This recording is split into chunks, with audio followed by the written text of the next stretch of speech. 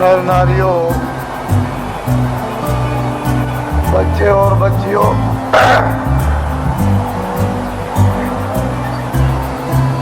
लोग अपने अपने गृहस्थ आश्रम में जब संसार का सब अनुभव बच्चों का, भाइयों का, माता पिता का, पत्नी और पति का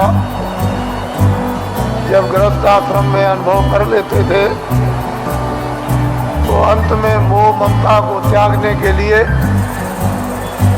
लोग अपनी आखिरी आयु का, उम्र का एक हिस्सा ये सोच करके देते थे कि अब चलते चलाते हमारा कल्याण हो जाए। और तीर्थाटन घर से निकलकर भागवत या गीता कराकर और भोज कराकर देशाटन के लिए, तीर्थ यात्रा के लिए निकल पड़ते थे और ये हाथ जोड़ते थे कि हम आ गए तो आ गए, अब हमको ये समझो कि हम नहीं हैं। हमारा यदि समय पूरा हो जाए तो हम बीच में ही चले जाएंगे। इस तरह से लोग घर से निकलकर तीर्थों में, देवस्थान में, ऋषियों मुनियों महात्माओं के आश्रम में लोग आखिरी आयु में भ्रमण करते थे। ये आशा तोड़कर जाते थे कि अब हमको घर में वापस नहीं जाना, और रास्ते ही में उनका शरीर शांत हो जाता। प्यार ने खाया, ऐसे ही पड़ा रह गया, गड्ढे में गिर गया, किसी ने फेंक दिया, ये कुछ नहीं। घर से निकल गए और चले गए। पहले सभी आश्रमों में ये नियम था, अब ये किया गया, अब ये बताया गया है कि गृहस्थाश्रम में रहो और आपको सच्चा सत्संग,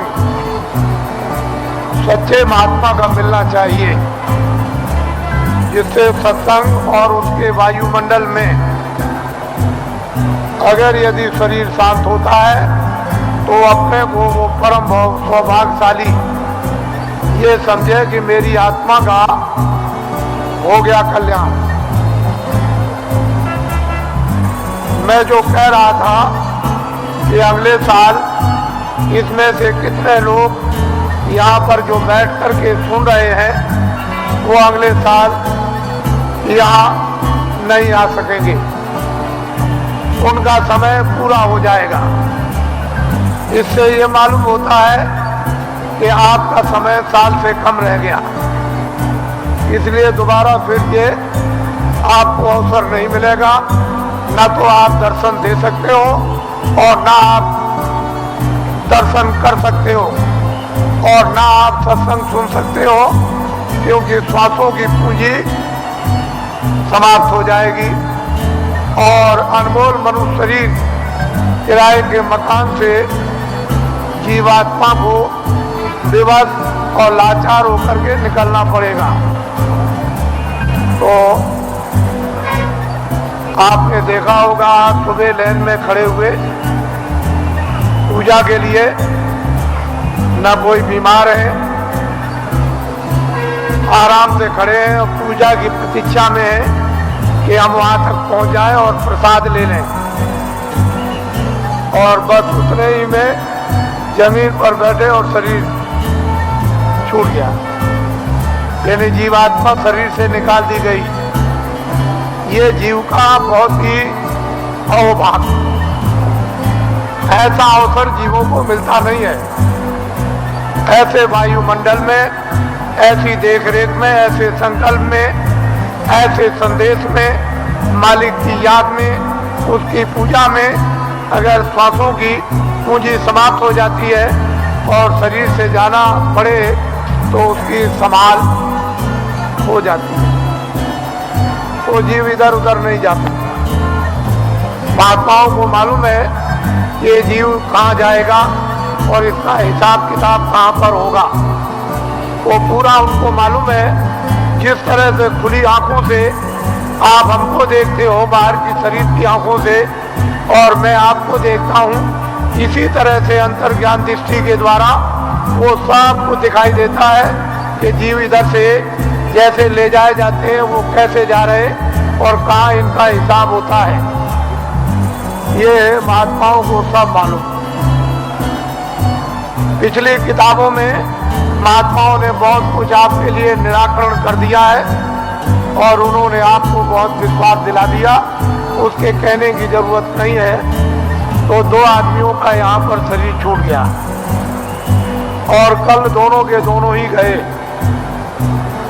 इससे ये मालूम हुआ वो बड़े बेचारे प्रेमी थे, बड़े भक्त थे और बराबर सत्संग में जगह जगह सम्मिलित होते रहते थे, सत्संग सुनते थे और दर्शन देते और दर्शन करते थे। ऐसी उनकी बड़ी तीव्र लालसा रहती थी। तो ऐसे लोगों का तो वैसे भी काम हो जाता है। जो नामदानी जंगल में रहते हैं, जो यहाँ सत्संग में नहीं आए, अगर उनका भी शरीर छूटता है तो उनके लिए भी इंतजाम बंदोबस्त करके रखा है कि उनकी भी जीवात्मा गड्ढे में नहीं जा सकती। उनको मालूम है कि कहाँ किस समय पर, इसके माने ये नहीं है कि यहाँ सत्संग में बैठे हैं और आपका दर्शन कर रहे और दर्शन दे रहे और वो जंगल में जीव जो है वहाँ से चला गया, ऐसा नहीं। उन्होंने पहले ही से इंतजाम करके पूरा रखा है और उनको मालूम रहता है कि जीव यहाँ से नामदानी जा रहा, उसका इंतजाम कर दिया, उसके कर्मानुसार, उसकी साधना अनुसार, फिर तुरंत शीघ्र देर कुछ नहीं लगती, मिनटों का भी काम नहीं, और उसको ये फिर मनुष्य जन्म दिलवा दिया जाता। और ऐसे वायुमंडल में जन्म मिलता है जहाँ आसपास में सत्संगी यानी प्रेमी सत्संगने स्त्री और पुरुष रहे और जैसे ही वो बच्चा बड़ा होता है फिर नामदान प्राप्त कर लेता है और वहाँ से साधना फिर शुरू कर देता है। यदि बीच में फिर उसकी साधना अधूरी रह जाए और फिर वो अपना शरीर छोड़ दे तो फिर उसकी संभाल हो जाएगी और ऐसी जगह पर उसको जन्म दिलवा दिया जाएगा कि फौरन सत्संग में फिर आकर और नामदान को प्राप्त कर लेगा और जहाँ से साधना छूटी है फिर शुरू कर देगा। वहां तक के लिए उसको कोई मुश्किल नहीं पड़ेगी, वो आनन फानन एकदम तत्क्षण बताते ही उसका काम होगा और आगे उसके लिए थोड़ी मेहनत करनी है। इस तरह से जीवों की नामदान देने के बाद संभाल हर तरह से होती रहती है, बशर्ते यह है कि आप कोई बुरा काम न करें, किसी का आप कत्ल न करें, हिंसा न करें, कोई चोरी न करें, डकैती न करें, अमानवीय काम न करें। जहाँ तक हो जाए वहाँ तक सूझ समझ से इन सब चीज़ों से बचे रहे और जो गंदगी आपके पास में जमा है वो जल्दी से उसको उतार दिया जाएगा। लेकिन जब आप गलती कर लोगे और तुम ये नहीं समझोगे कि मालिक देख रहा और जितने नामदान दिया है वो देख रहा, तुम उसको और मालिक को अंधा समझोगे तो वो कर्म जमा हो जाएगा और उसकी आपको सजा मिल जाएगी। फिर आप रोओगे, चिल्लाओगे। हर तरह से यानी जीवों की संभाल होती है। ये बहुत ऊंचा संदेश और ऊंचा विज्ञान है, ये छोटी मोटी चीज नहीं है। उनको सब मालूम है कि जीवात्माएं कैसे उतरती हैं और कैसे चढ़ती हैं और मनुष्य शरीर में कैसे डाली जाती हैं और किस तरह से निकाली जाती हैं फिर ये किन किन योनियों में इनके जाने का हिसाब होता है और उनके तार यानी उनकी डोरियां किस किस तरह की हैं और कौन कौन सी डोरी किस किस योनि में 84 में या नरकों में या भिन्न भिन्न अलग अलग नरकों में 4 खानों में 84 लक्षयोनियों में, ये महात्माओं को सब जैसे आईने के सामने खड़े हो जाओ ऐसे दिखाई देता है। लेकिन अब ये जरूर है कि जब तुम्हारी आंख खराब हो गई तो आप ऐसा समझते हो कि सब अंधे हैं, किसी के आंख होगी ही नहीं, कोई दुनिया को देखता ही नहीं होगा।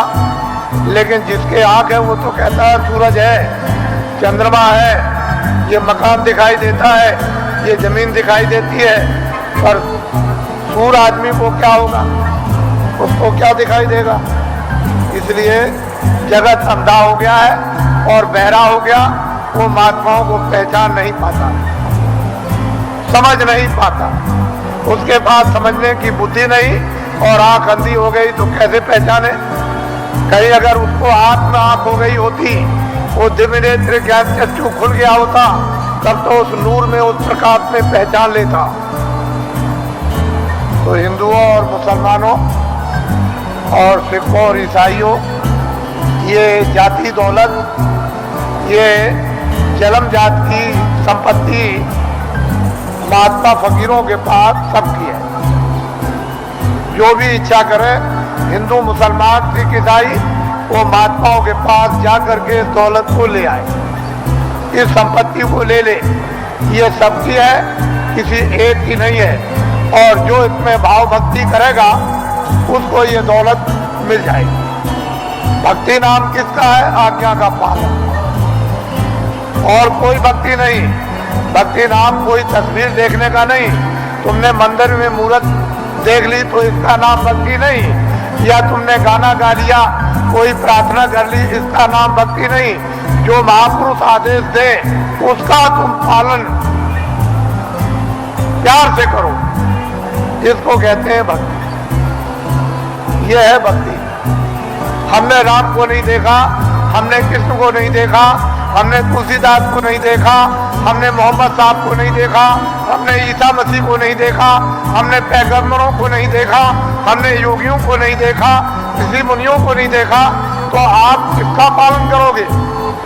रामायण समझ में आती नहीं, गीता समझ में आती नहीं, कुरान समझ में आती नहीं।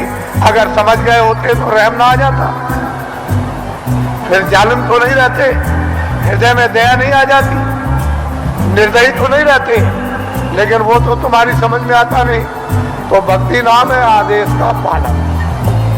जो आदेश का पालन कर लेगा वो तो महात्मा बड़े दूर के देखने वाले होते हैं। वो धीरे धीरे धीरे धीरे धीरे धीरे चारों तरफ से जाल डाल कर और ऐसा तुमको फंसा लेंगे। पहले कुछ नहीं बोलेंगे, धीरे से फिर फंसा लेंगे, और जब शिकंजे में आ गए तब फिर ठीक करेंगे। वो बड़े होशियार होते हैं।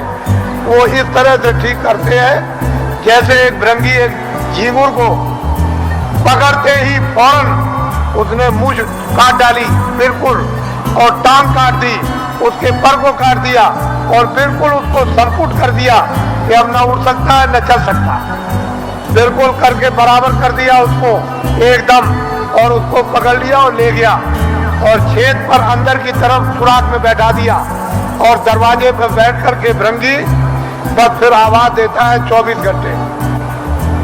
जब उसमें भृंगी ने आवाज दिया 24 घंटे के अंदर, तो उसने अपनी सारी शक्ति को झींगुर में भर दिया।